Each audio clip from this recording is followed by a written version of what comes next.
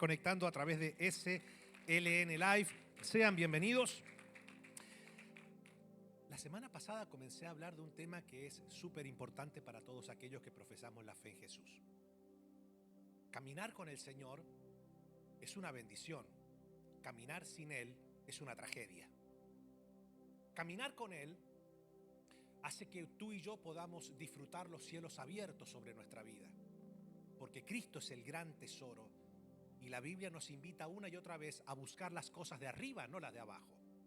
Nosotros por regla general tendemos siempre a andar viendo qué conexión terrenal podemos nosotros tener para que se nos abran puertas de superación.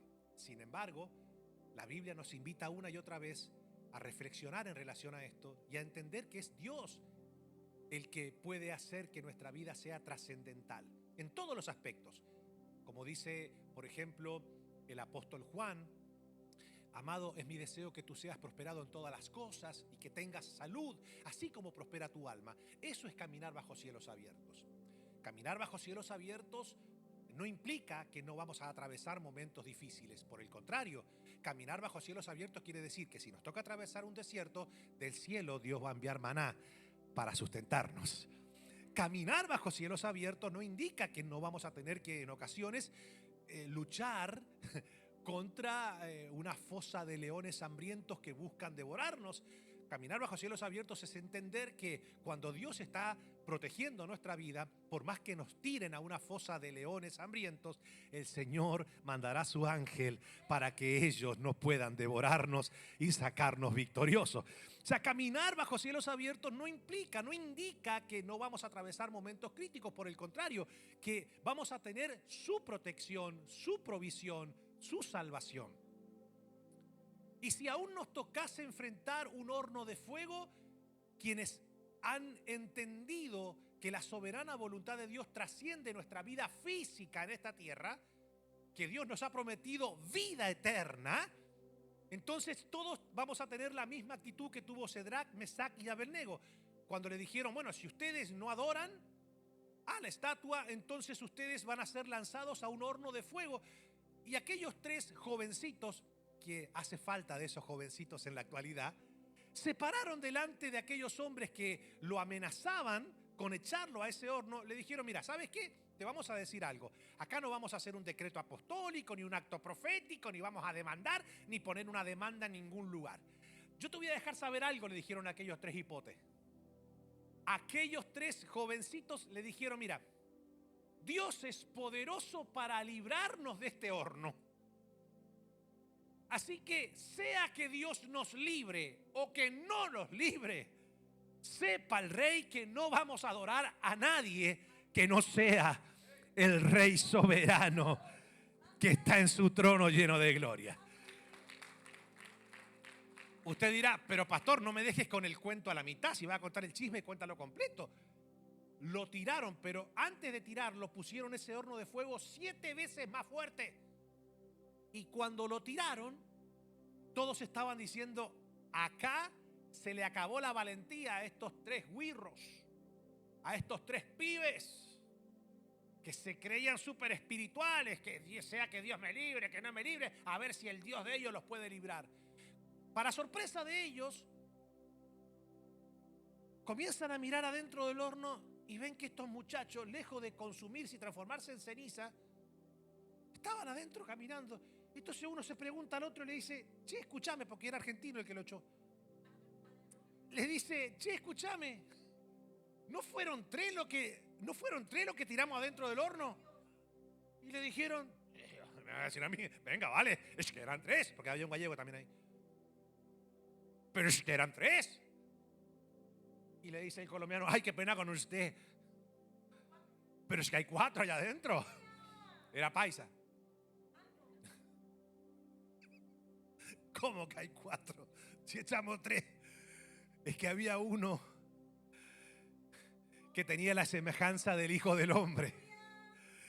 Y cuando ellos vieron eso, se dieron cuenta que adentro del horno estaba el Dios que había prometido protegerlos, cuidarlos. Cuestión, pastor, ¿y qué pasó? ¿Se quemaron vivos con los 4? No. Esos que se acercaron para certificar que eran 4 y el horno a ellos los consumió. Pero los 3 que estaban allá adentro con el cuarto, que era el Señor, salieron y ni aún el pelo se le quemó. Porque cuando Dios está contigo, no hay horno de fuego que pueda quemarte, no hay león que pueda devorarte, no hay desierto que pueda destruirte. Eso es caminar bajo cielos abiertos. No indica que no vamos a atravesar momentos difíciles. Todo predicador que te diga, si tú te entregas a Cristo, la vida va a ser color de rosa. No. ¿Van a haber momentos turbulentos? Sí. ¿Van a haber momentos de paz? Sí. ¿Van a haber momentos de mucho gozo y prosperidad? Sí. ¿Van a haber momentos de tristeza? Sí. Pero ya sea que estés atravesando un momento de tristeza, bienaventurados los que lloran, porque ellos no serán abandonados. Ellos serán consolados por el Señor. Entonces, caminar bajo cielos abiertos es una bendición, pero claro, todos nosotros deseamos caminar bajo cielos abiertos, que implica caminar bajo su gracia, su protección, su provisión, su salvación. Pero caminar bajo cielos abiertos es caminar de la mano con el Señor, dejando que Él sea el todo en tu vida. Y hay muchas personas que hoy se han confundido doctrinalmente, teológicamente, pensando de que caminar bajo cielos abiertos es producto de que algún ungido hipergaláctico te hace un decreto y te dice: yo tengo la asignación de abrirte el cielo, así que ahora yo te abro el cielo, porque yo ahora te doy mi manto. Entonces la gente emocionalmente se envuelve en esa atmósfera de gloria, que es todo producto del sensacionalismo humano. Y la gente corre, venga, corra. ¿Cuántos quieren el cielo abierto? Corra.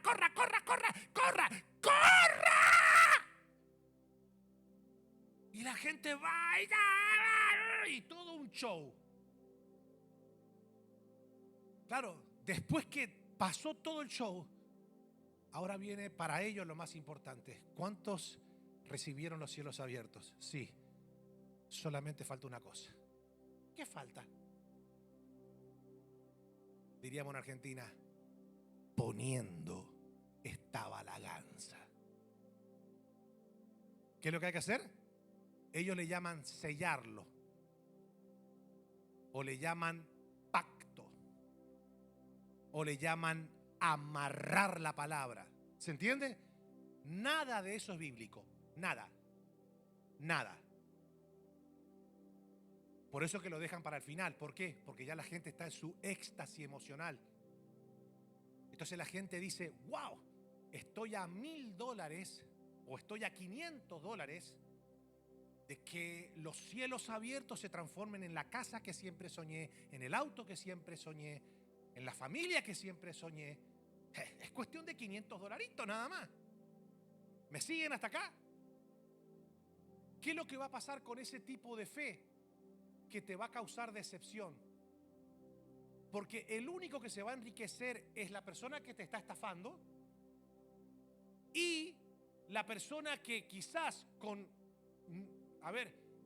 inocencia de fe, déjeme no decirlo con pereza porque en la Biblia no aparece nada, con inocencia de fe, la persona hace ese pacto y con el pasar del tiempo, lejos de sentirse que está caminando bajo cielos abiertos, lo que siente es que los cielos permanecen como de bronce, que no se le abren nunca y que están transitando una vida desértica, errática y sin ningún tipo de fruto. Se le está cayendo la familia a pedazos, se le cae la vida espiritual a pedazos, se le cae todo a pedazos. Entonces, después, en su frustración de fe, le hacen pagar a justos por pecadores. ¿Y qué hacen? Generalizan. En su frustración dicen: no, porque al final yo pacté, yo amarré, yo sellé, y al final, lejos de que de lo que me había dicho ese ministro, que todo se iba a solucionar. Al final las cosas se pusieron cada vez peor y no es cuestión de un mes ni de 2 meses. Llevo años en esa situación y cada vez las cosas se ponen peor y ya cada vez me voy. No, ahí está. Entonces después las personas, tristemente, se apagan espiritualmente y ¿sabes qué?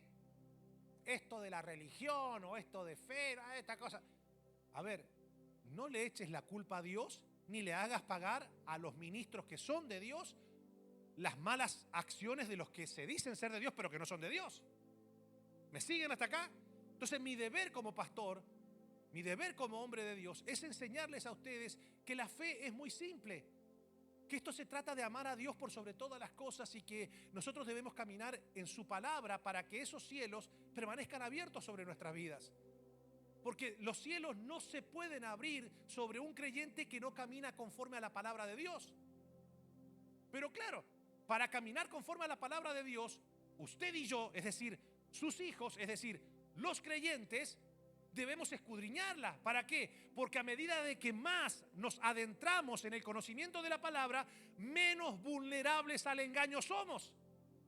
Cuando una persona no se enfoca en escudriñar la Escritura, cuando una persona no se esfuerza en aprender de verdad lo que la Biblia dice, entonces estamos a la intemperie de cualquier viento de doctrina que ande por allí. Y nos engañan y nos estafan espiritualmente. Entonces, yo como ministro del Señor debo al rebaño, en primera instancia a mi familia, obviamente, porque Dios me va a pedir cuenta por mi vida, por mi familia, por el rebaño que por su gracia me permite pastorear, por la ciudad donde Dios nos tiene y después claramente por mi trabajo ya a nivel más amplio como ministro del Señor. Pero aquí, entre nosotros, mi deber como pastor es tener limpia conciencia, es enseñarles a ustedes la verdad escritural. Yo tengo 45 minutos por semana para compartir con ustedes una palabra que los alimente, que los nutra, que los renueve, que los fortalezca, que los eduque en una fe genuina, en una fe profunda, en una fe que realmente le genere resultado, le genere fruto. ¿Por qué? Porque durante toda la semana todos ustedes van a tener un tiempo de, entre comillas, recreación, porque algunos se toman mucho tiempo de recreación en su teléfono o en su computador. Y entonces usted se va a cansar de escuchar a estos papanatas de la fe, de hacerles promesas a ustedes, ¿me entiende? Diciéndole, usted ponga plata, ponga plata, ponga plata, ponga plata. Mi hermano, y yo tengo 45 minutos. Yo ahora tengo que los días domingos para presentarle la verdad del Evangelio, tengo que desintoxicarlo un poco. Porque algunos me vienen hasta empachados. ¿Sabe lo que es el empacho, verdad? Me recuerdo a mi abuela cuando te curaba el empacho. ¿Cómo le curaba el empacho a usted? Era media bruja la vieja. Yo después no dejé que me curara más el empacho porque me agarraba una corbata y me hacía así. Yo decía, pero hasta ahí yo te entendía. Pero después cuando llegaba acá me hacía así. Me hacía una cruz la vieja. A saber los gualichos que me hacía. ¿Cómo te curaban a vos, pastor, el empacho? ¿Con la corbata? ¿A cuánto le curaban el empacho con la corbata? A ninguno. Mirá. ¿Usted se empachó alguna vez? ¿Y con qué se lo curaban? Lo sobaban, dice.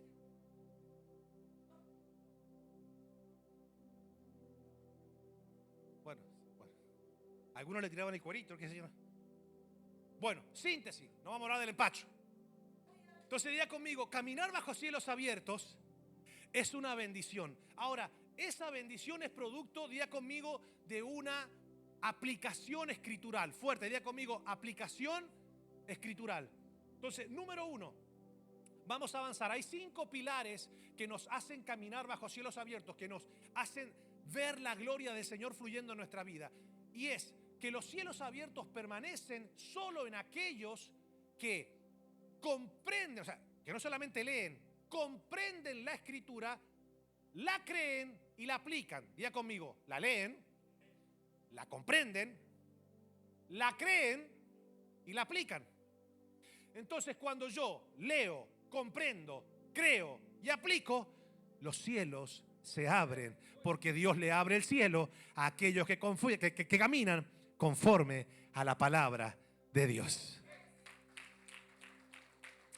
Escuchen, Dios creó todo lo que existe con el poder de la palabra. Entonces, noten ustedes, dice, si me amáis, guardad mis mandamientos, y yo rogaré al Padre y os daré otro consolador para que esté con vosotros para siempre, el Espíritu de verdad, el cual el mundo no puede recibir porque no le ve ni le conoce. Mire qué interesante lo que sigue diciendo.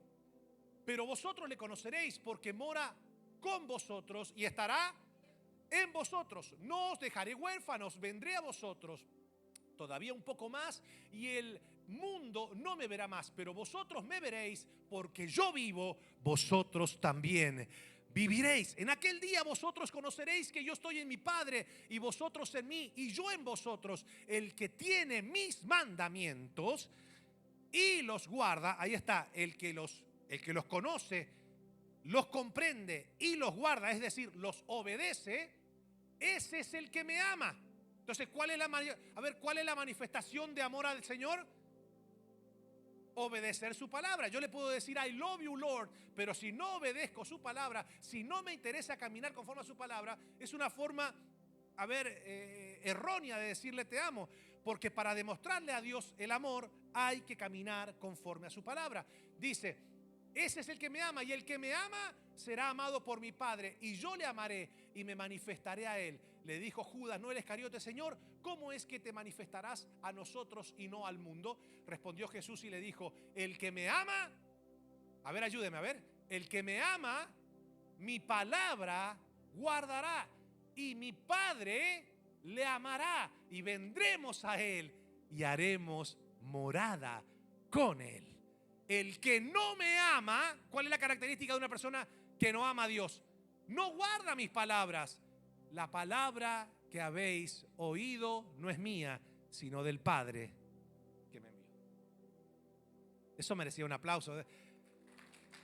Dice el apóstol Santiago, pero esto, mis amados, por esto, mis amados hermanos, todo hombre sea pronto para oír, tardo para hablar, tardo para irarse, porque la ira del hombre no obra la justicia de Dios. Por lo cual, desechando toda inmundicia y abundancia de malicia, recibid con mansedumbre la palabra implantada, la cual puede salvar vuestras almas. Pero sed, ayúdeme, pero sed hacedores. Es decir, una persona puede decir, ay pastor, yo me sé la Biblia de Génesis hasta Apocalipsis. Tú te puedes saber la Biblia de memoria. Lo segundo que te tienes que preguntar es no solamente lo que sabes, sino lo que comprendes de lo que presumes saber.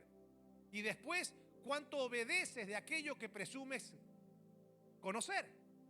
Entonces dice, pero sed hacedores de la palabra y no tan solamente oidores, engañándonos a vosotros mismos. Porque si alguno es oidor de la palabra, pero no hacedor de ella, este es semejante al hombre que se considera en un espejo su rostro natural, porque él se considera a sí mismo y se va y luego olvida cómo era. Mas el que mira, fuerte, atentamente en la perfecta ley, la de la libertad, y persevera en ella, no siendo oidor olvidadizo, sino hacedor de la obra, lo leemos todo, este será bienaventurado en lo que hace. ¿Se dan cuenta que caminar en obediencia a la palabra del Señor es lo que nos va a garantizar a nosotros que el Padre nos ame, que el Padre, el Hijo y el Espíritu Santo hagan morada en nuestra vida, que seamos bienaventurados en lo que hagamos? Pero ahora vuelvo y le reitero, usted debe invertir tiempo en escudriñar la Escritura, porque claramente, los estafadores de la fe utilizan medias verdades, te van tirando versículos bíblicos sacados de contexto, de posttexto, y entonces eso, cuando la persona no está abierta a lo que, por ejemplo, yo te puedo citar, me dan 30 segundos que le explico algo rápido. Por ejemplo, si yo quisiera a ustedes enseñarles, por ejemplo, la doctrina salvo siempre salvo, por ponerle un ejemplo, ¿verdad? Entonces yo agarro y le cito un pasaje escritural y le digo, hermanos, deje de andar escuchando a esos ministros que le dicen a usted que debe caminar en santidad, en pureza, como si ellos fueran perfectos. perfectos. A ver, ¿cuántos perfectos hay acá? ¿Verdad que ninguno? A ver, ¿cuántos fallan acá? Todos, ¿verdad? ¿Cuántos cometen errores? Todos acá. Pero estos religiosos, según ellos, son purísimos y caminan en la santísima doctrina. Escuchen cómo se van dando cuenta cómo le van dibujando en la pantalla, ¿verdad? ¿Tú sabes lo que dice la Escritura? La Escritura dice que donde abundó el pecado, sobreabundó la gracia de Dios. ¿Lo dice la Biblia? Sí, lo dice la Biblia. Pero el engañador te va a dejar hasta ahí. Entonces, te puso entre la espada y la pared y después te citó un versículo bíblico. Entonces la persona dice, bueno, pero lo que está diciendo es bíblico. Entonces, ese mismo predicador que es un estafador te puede decir, así que deje de andar escuchando a esa gente que lo lleva a un camino de santidad, que usted vive con culpa cuando transgrede la ley del Señor. Ya el Señor perdonó sus pecados pasados, sus pecados presentes y sus pecados futuros. Porque usted no es salvo por lo que hace, sino por lo que Él hizo. No sé si me hago entender. Entonces la gente va escuchando eso. Ahora, permítame decirte lo que sigue diciendo Pablo. Porque Pablo, cuando escribe el libro de Romanos, Pablo, que era un erudito y que era un intelectual y que a la vez era un hombre de Dios increíble, sabía lo que podía llegar a interpretar cualquier carnal. Entonces Pablo dice, porque donde abundó el pecado, sobreabundó la gracia. Hasta allí te va a dejar el que te quiere meter a que lleves una vida inmoral sin ningún tipo de culpa y sin ningún tipo de esfuerzo en la santificación.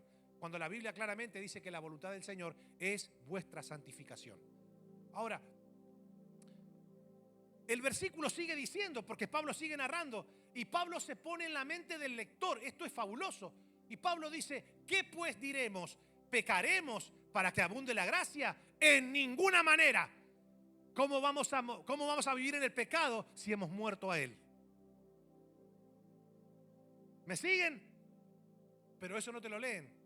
Y si usted tampoco se preocupa por seguir leyendo lo que el verso dice, entonces es muy factible que uno caiga en el engaño.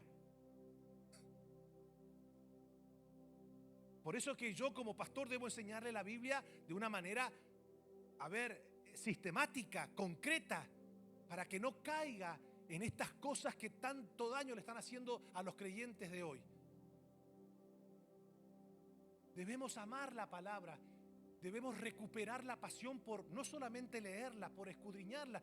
La Biblia debe dejar de ser un ladrillo olvidado en el baúl de nuestro carro, todo oxidado. La Biblia debe dejar de ser un amuleto de la suerte en nuestro hogar. Ay, pastor, yo no sé por qué me faltan tantas cosas y yo hace años que tengo la Biblia abierta en el Salmo 23 y ahí dice, Jehová mi pastor y nada me faltará. Tú puedes tener la Biblia abierta ahí, pero para que nada te falte, tú no tienes que abrir la Biblia en el Salmo 23. Tú tienes que dejar que el Señor sea tu pastor. Yo puedo abrir la Biblia en el Salmo 23, pero no dejar que el Señor sea mi pastor. Entonces, mira lo que sigue diciendo la Biblia. Bienaventurado el varón que no anduvo en consejo de malos, ni estuvo en camino de pecadores, ni en silla de escarnecedores se ha sentado, sino que, ayúdeme, en la ley de Jehová está su delicia, y en su ley medita de día y de noche. ¿Qué va a pasar con esa persona? Será como árbol plantado junto a corriente de agua, que da su fruto en su tiempo y su hoja no cae. Ayúdame a leer. Y todo lo que hace prosperará. ¿Se dan cuenta? Si usted como hijo, como hija de Dios, a partir de hoy, usted toma una decisión radical y dice, ¿sabes qué? A partir de hoy voy a escudriñar la Escritura, que es mucho más que leerla. Voy a profundizar en ella. Y si tiene alguna pregunta, usted sabe que puede conectarse con nosotros. Mire, pastor, tengo esta pregunta de la Escritura. ¿Usted me podría aclarar las inquietudes que tengo, las preguntas que tengo? ¿Me siguen? Si usted no se ha anotado en el discipulado, anótese en el discipulado. Allí nosotros le enseñamos de qué manera usted puede ir interpretando la Escritura de una manera correcta, sana. Aquí no tenemos libros extraños que le van a enseñar doctrinas extrañas. Nosotros somos cristocéntricos y bíblicamente centrales. Acá no hay ningún pensamiento sectario, ni tenemos una denominación rara, ni usted me va a ver envuelto a mí, ni al pastor Roberto en escándalos morales, ni andas haciendo cosas raras. Nada, acá es muy sano todo. ¿Somos perfectos? No, pero sí somos una casa espiritual donde usted pueda estar tranquilo de que se predica la sana doctrina de Jesucristo. Se le enseña eso. Nosotros procuramos que esta sea una casa sana, espiritual. ¿De gente perfecta? No, no puede haber, no existe la congregación perfecta. Por muchas razones, por nuestra humana debilidad y porque también hay suegras acá. Entonces, ¿cómo hacemos? Yo no puedo agarrar y tener un detector de suegra acá. Yo siempre digo que la mujer es una bendición hasta que se transforma en suegra, donde se convierte en una doble bendición. ¿Por qué son mal pensadas? ¿Se dan cuenta? Yo nunca he escuchado chistes de doble sentido en relación a los suegros. ¿Por qué? Porque somos espectaculares. Bueno, digo somos. Yo todavía no soy suegro. Y no pienso... No. A ustedes, que ya he visto a varios hipotes mirando a mis hijas.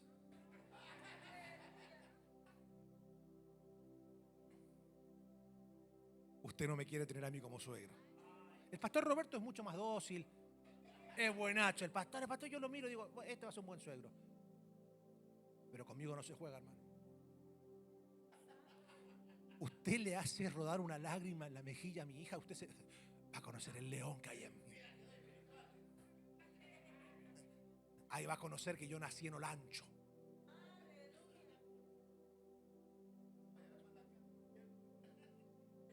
Para caminar bajo cielos abiertos, usted y yo necesitamos caminar en obediencia a su palabra, en obediencia de manera concreta. Pero lo segundo, diga conmigo, es caminar en fe. Ahora, ayúdeme por favor, ayúdeme a entender esto porque seguramente va a ser muy revelador. Hoy se ha tergiversado la palabra fe. A ver, ¿me dejan explicarle 30 segundos? Hoy día la fe se enseña en gran medida de la siguiente manera. Yo emprendo sin que Dios me lo haya pedido, pero yo emprendo en fe, así utilizan el lenguaje, ¿verdad? Yo emprendo en fe, entonces cuando yo emprendo en fe, Dios se ve obligado a respaldar lo que yo emprendí en fe. Esa es la fe que se enseña hoy. Eso es erróneo. Porque fe no es esperar que Dios me respalde en aquello que yo emprendo. Fe es creer que Dios me va a respaldar en aquello que Él me manda a hacer. A ver si me hago entender. Fe es creer que lo que Dios me manda a hacer, Dios lo va a respaldar, aunque mi mente diga que es imposible de realizar. Pero Dios me lo mandó a hacer. Porque la fe es obediencia a lo que Dios me manda a hacer. Por ejemplo, cuando nosotros ingresamos a este lugar, para nosotros era imposible poder cubrir los gastos que demandan este edificio. No solamente los gastos que demandan mensuales, sino comprar este edificio. ¿Ok? Entonces, ¿qué pasó? Cuando nosotros estábamos en una bodeguita donde le cabían 30 personas, donde ni siquiera las personas endemoniadas podían entrar porque no entrábamos todos, entraba el demonio o entraba la persona.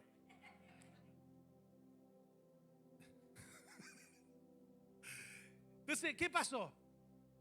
Cuando nosotros nos paramos aquí, mi oración a Dios no fue una oración de, yo agarré mi manto y lo tiré arriba del techo y agarré y me saqué los zapatos y dije, todo lo que la planta de mis pies pise será mío. No. Nos paramos allí y yo le dije, Señor, si yo te digo a ti, ¿cómo voy a hacer para poder cubrir los gastos de esto, que es tu obra? Sería como faltarle el respeto a tu omnipotencia.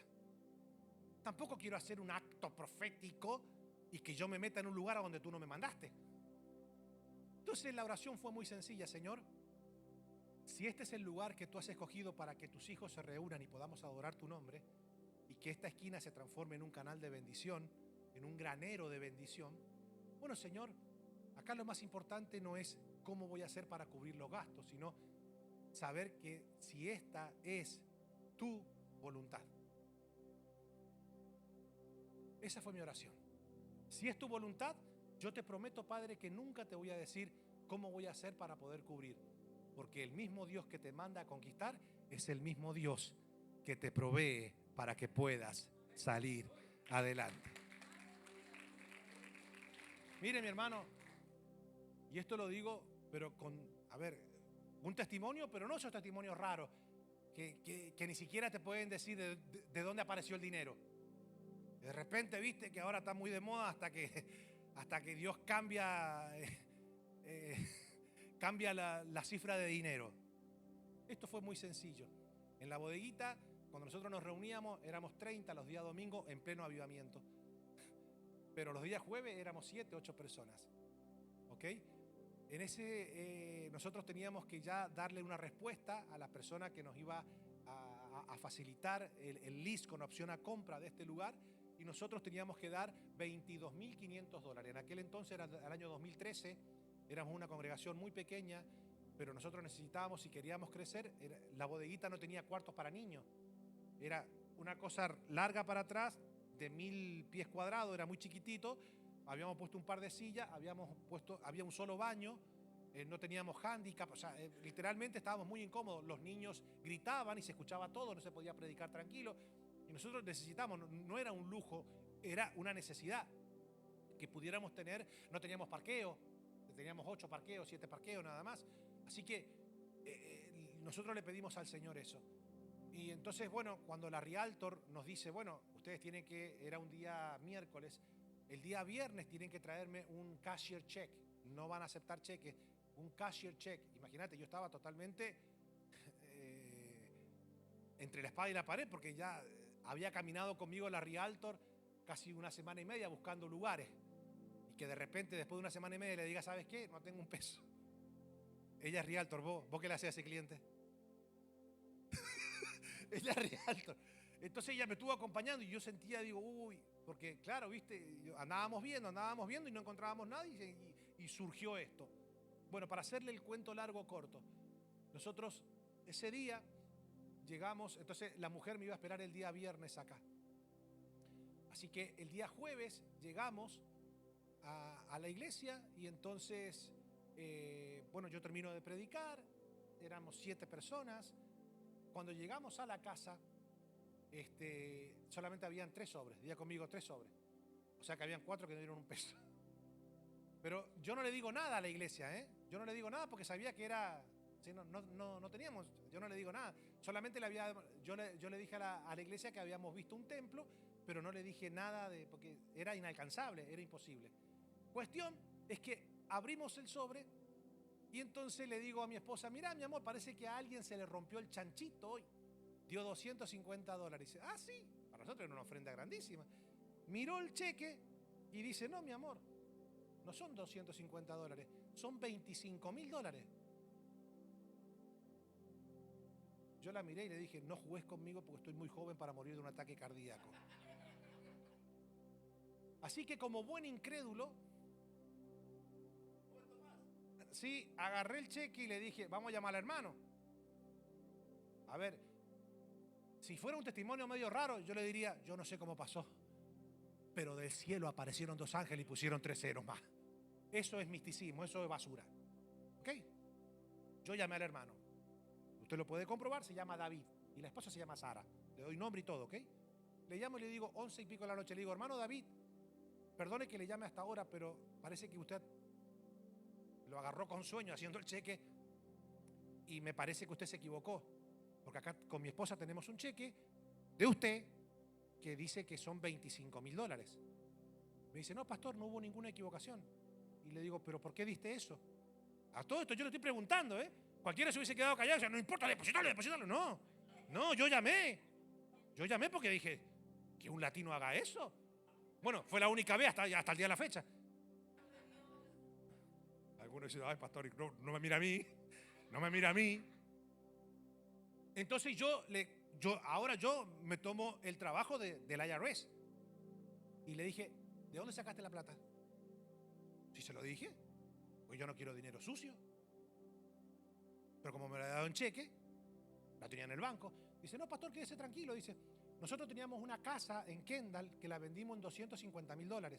Ese es el diezmo. Ah, ok, listo. Fui al otro día al banco. Cuando doy el cheque de $25,000, me agarra el gerente del banco y me dice, venga por acá. Me llevó como si fuera la cárcel de los cocodrilos acá, de Everglade. Me llevó, ya estaban los cocodrilos ya. Se le trababa la mandíbula a los cocodrilos. Me dice, no, le digo, llame. Por eso a mí me gusta contar este testimonio, no me gusta ser místico. Yo le estoy contando bien cómo es la cuestión. Así que delante mío llamaron a David. Señor David, sí, acá estoy con el doctor Gómez. Él tiene un cheque suyo de $25,000. Le estoy hablando así, Y le dice el hombre, sí, quédese tranquilo, usted lo puede depositar. Eso fue una venta de una casa. ¿Listo? Señor Gómez, ya puede retirarse. Me depositaron el cheque. Al otro día, la miro a la Rialto y le digo, ¿por qué llegaste tarde? Así. Déjeme no estirarme mucho porque si no le va a saltar el coso. Le voy a romper el ojo a alguien. Pero se dan cuenta, cuando Dios está en el asunto, no hace falta ser místico. Decir, yo no sé lo que pasó. Yo no sé lo que pasó. No, yo sí sé lo que pasó. Un hermano vendió la casa, dio los 25,000, lo dio en cheque, verificamos que los 25,000 tenga buena procedencia, el banco lo certificó y entonces Dios se suplió, pagamos y hoy día, año 2013, año 2025, después de 12 años, el Señor sigue sosteniendo su obra.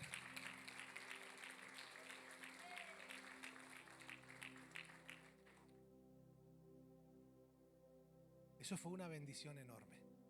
Pero vieron que la oración no fue tampoco tan... La oración fue, Señor, si es tu voluntad, yo nunca voy a poner en tela de juicio tu omnipotencia. Tú sabrás cómo proveer. Bueno, eso es caminar bajo cielos abiertos. Eso es caminar en fe. Es la palabra emuná en hebreo.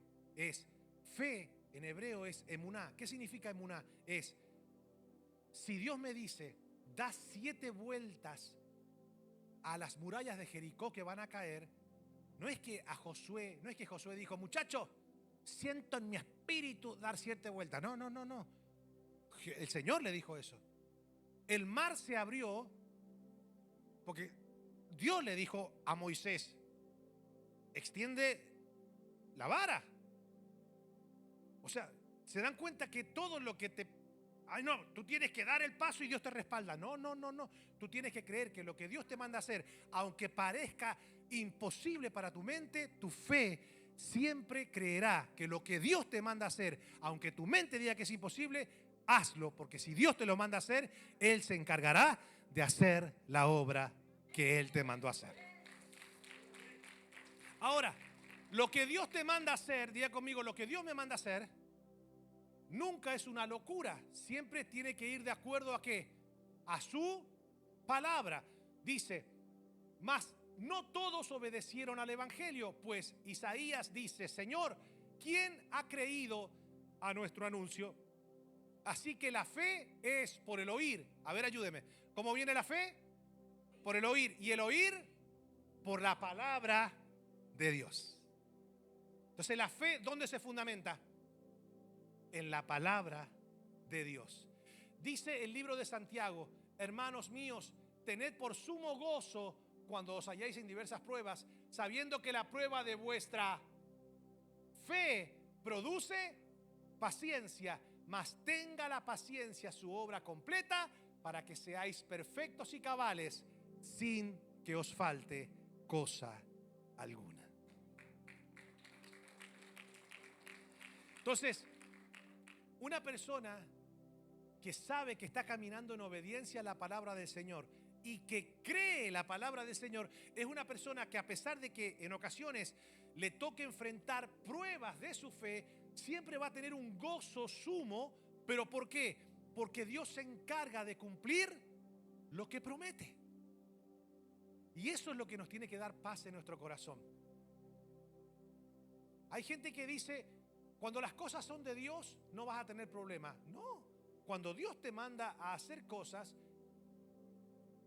surgen obstáculos, surgen adversidades. Pero Dios es el que está en el asunto. Pero claro, hoy día la gente se emociona mucho porque están muchos predicadores cambiando el Dios dijo, es decir, su palabra, por el Dios me dijo. ¿Me siguen? Entonces hay que tener cuidado. Yo sé que Dios habla, pero cuando Dios te dice algo, Dios nunca te va a decir algo que contradiga lo que ya estableció en su palabra. ¿Me siguen? Entonces, hoy es un tiempo para reflexionar. Porque claramente Dios quiere que tú y yo caminemos bajo cielos abiertos. Y no hay nada más hermoso que eso.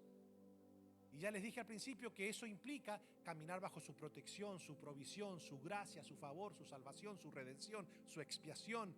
Caminar bajo cielos abiertos es caminar bajo su omnipotencia, bajo su omnisciencia, bajo su omnipresencia. Caminar bajo cielos abiertos es caminar bajo su redención eterna en Cristo Jesús. Es algo hermoso, es algo brillante, pero debemos entender que debemos amar su palabra, escudriñar su palabra, creer su palabra, obedecer su palabra, caminar en fe, que ya vimos lo que es fe.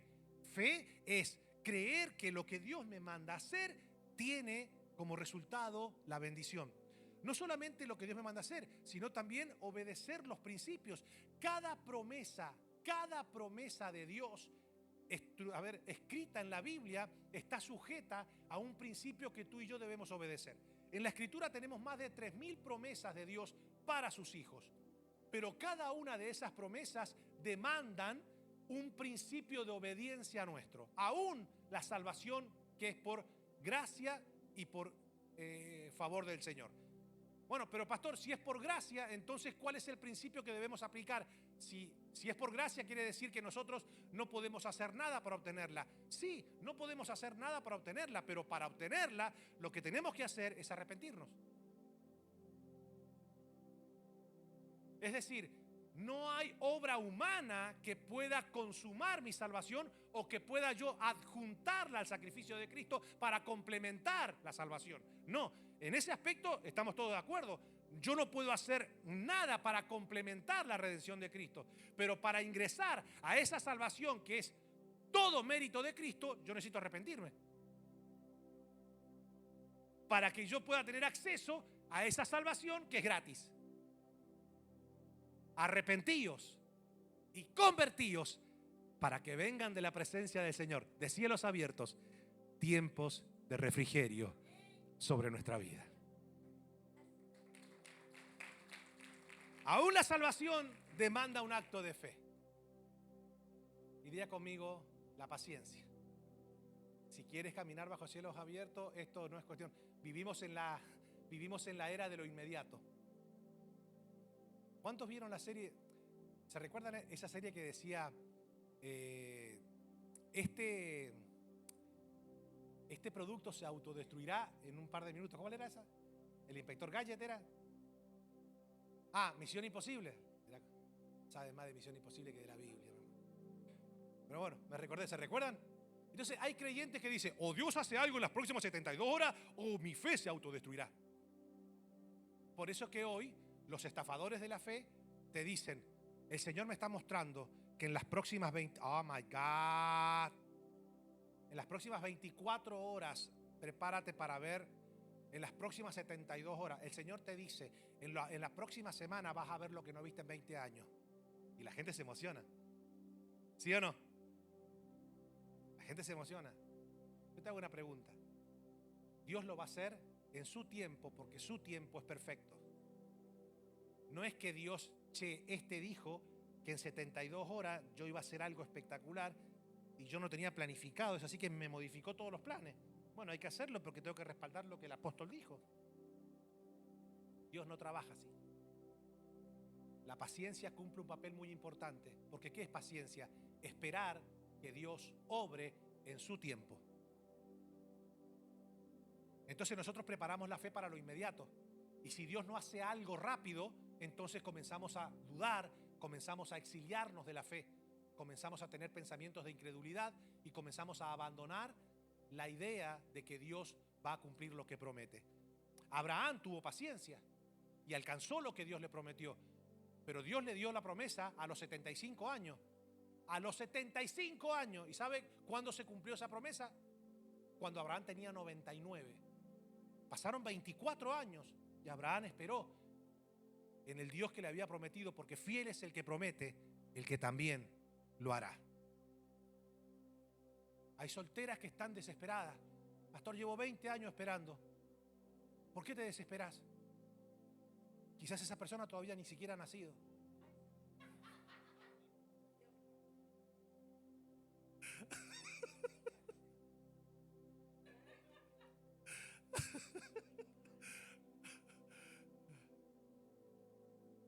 La paciencia.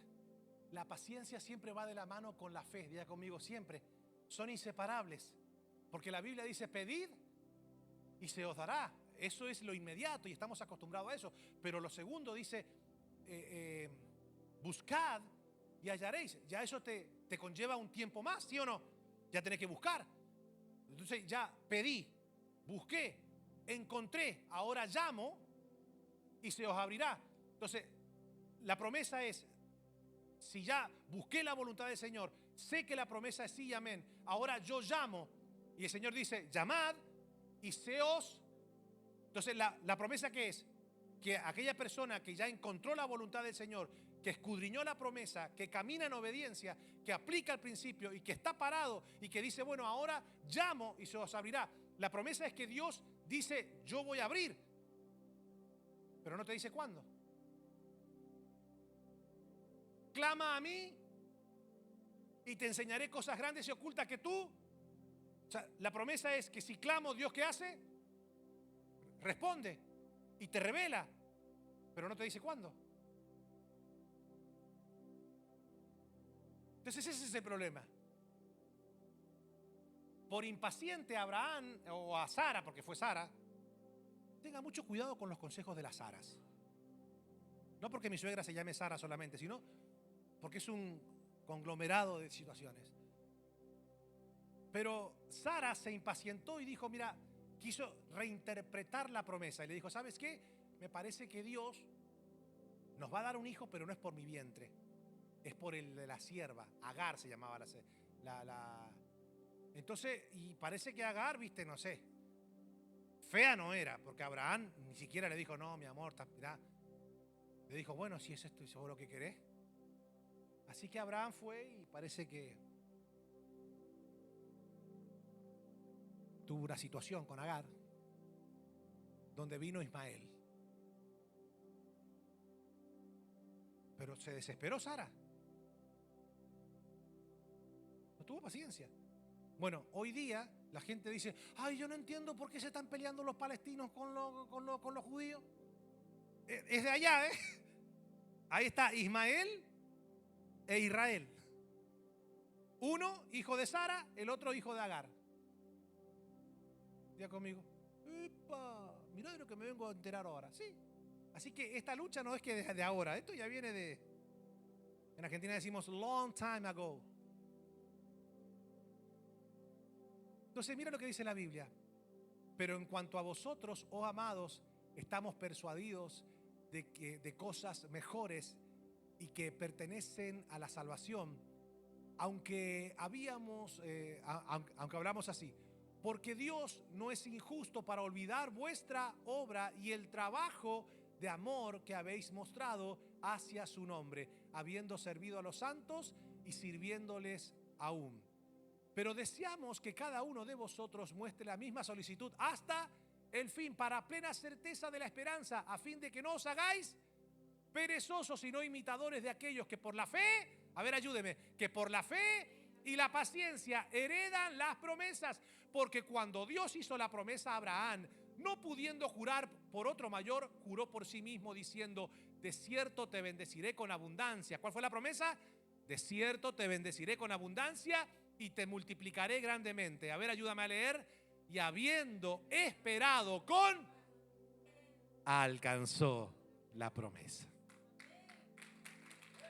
Aun cuando no había motivos para tener esperanza, Abraham siguió teniendo esperanza porque había creído en que llegaría a ser padre de muchas naciones. Pero Dios, pues Dios le había dicho, esa es la cantidad de descendientes que tendrás. Y la fe de Abraham, no se debilitó a pesar de que él reconocía que por tener unos 100 años de edad, el cuerpo ya estaba muy anciano para tener hijos, igual que el vientre de Sara. Sara ya había tenido como 5 menopausias. Entonces imagínense, ya el problema no solamente era Sara, era Abraham, que él miraba, tenía casi 100 años y decía, en ese tiempo no existía la pastilla azul. Entonces Abraham tenía que tener fe. Abraham siempre creyó la promesa de Dios sin vacilar. De hecho, su fe se fortaleció aún más y así le dio gloria a Dios. Abraham, esta parte me encanta, Abraham estaba plenamente convencido de que Dios es poderoso para cumplir todo lo que promete. Y debido a su fe, Dios lo consideró justo. Alguien podría decir, bueno, ahí está hablando de Abraham, ahí no está hablando de mí. Pará, no te impacientes, aguanta un toque. Y el hecho de que Dios le considerara justo no fue solo para beneficio de Abraham, sino que quedó escrito también para nuestro beneficio, porque nos asegura que Dios nos considera justos a nosotros también si creemos en Él, que levantó de los muertos a Jesús nuestro Señor. Nos ponemos de pie. ¿Cuántos han sido bendecidos con esta palabra? A ver, levánteme la mano. ¿Cuántos creen que a partir de hoy, si nosotros caminamos en obediencia a su palabra, si caminamos en fe, si le abrimos la puerta a la paciencia, vamos a caminar bajo cielos abiertos? Póngase la mano en el corazón. Levante sus 2 manos arriba. Vamos a terminar con esto. Ponga sus 2 manos arriba. En señal de decir, Señor, yo quiero caminar bajo cielos abiertos. Padre, he predicado tu preciosa palabra. Gracias por hablarnos. Gracias por enseñarnos estas verdades hermosas que están impresas en tus sagradas escrituras. Señor, perdónanos si nos hemos dejado seducir quizás con mensajes motivacionales que no tienen nada que ver con las verdades eternas que están escritas en tu palabra.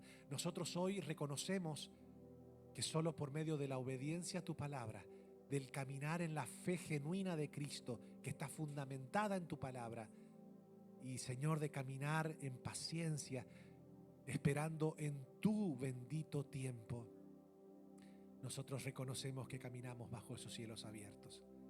Ayúdanos a ser pacientes. Ayúdanos, Señor, a caminar en obediencia. Y yo te doy gracias por este pueblo hermoso que por tu gracia me permites pastorear.